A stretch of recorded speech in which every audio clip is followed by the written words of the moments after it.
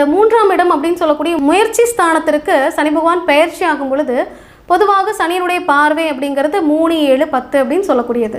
இது மகர ராசிக்கு எந்தெந்த பாவகங்களை குறிக்குது அப்படின்னு நம்ம பார்த்தோம்னா, மகர ராசிக்கு அது 5, 9, 12 அப்படின்னு சொல்லக்கூடிய பாவகங்களை குறிக்குது. அப்போ 5ஆம் இடம் அப்படின்னு சொல்லக்கூடியது பொதுவாக பூர்வ புண்ணிய ஸ்தானம் அப்படின்னு சொல்லக்கூடியது. இந்த பூர்வ புண்ணிய ஸ்தானத்தில் சனி பகவானுடைய பார்வை படுது அப்படிங்கிறதுனால முதல் விஷயமாக குலதெய்வ வழிபாடை இனிமேல் இந்த மகர ராசினர் அதிகரிக்கணும் அப்படிங்கிறத தெரிஞ்சுக்கணும். அதே போல் பூர்வீகத்தில் இருக்கக்கூடிய சில நல்ல மாற்றங்கள் அப்படிங்கிறது கண்டிப்பாக உண்டு. பூர்வீகத்தில் யாருக்காவது சொத்து வத்துக்கள் வர வேண்டிய ஒரு சூழ்நிலை இருக்குது அப்படின்னா கண்டிப்பாக இந்த காலகட்டத்தில் போராடி பெற முடியும் அப்படிங்கிறத தெரிஞ்சுக்கலாம். ஏற்கனவே நிலுவையில் இருக்குது, கோர்ட்டு கேஸு வம்பு வழக்குன்னு இருக்குது அப்படின்னா அதெல்லாம் போராடி ஜெயிக்கக்கூடிய ஒரு அமைப்பு அப்படிங்கிறது கண்டிப்பாக மகர ராசிக்கு உண்டு.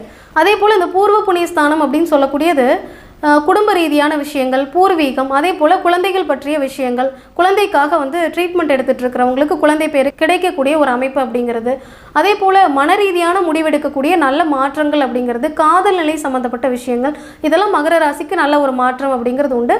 இந்த பூர்வ புண்ணிய ஸ்தானத்தில் சனியினுடைய பார்வைப்படுது அப்படிங்கிறதுனால சுய ஜாதகத்தில் இருக்கக்கூடிய தசாபுத்தி நல்ல நிலையில் இருக்குது அப்படின்னா இதில் நல்ல மாற்றங்களையும், நல்ல நிலையில் இல்லாதவர்களுக்கு சில மாற்று கருத்துக்கள் அப்படிங்கிறதும் கண்டிப்பாக உண்டு. அப்போது பூர்வ புண்ணிய ஸ்தானத்தில் இந்த பூர்வீகம் அப்படின்னு சொல்லக்கூடிய நிலையில் இருக்கக்கூடியதில் சனியினுடைய பார்வை படுது அப்படிங்கிறதுனால கண்டிப்பாக சுய ஜாதகத்தை அனலைஸ் பண்ணக்கூடிய ஒரு நிலை அப்படிங்கிறது உண்டு. அப்போ இதை கண்டிப்பாக நம்ம தெரிஞ்சுக்கணும்.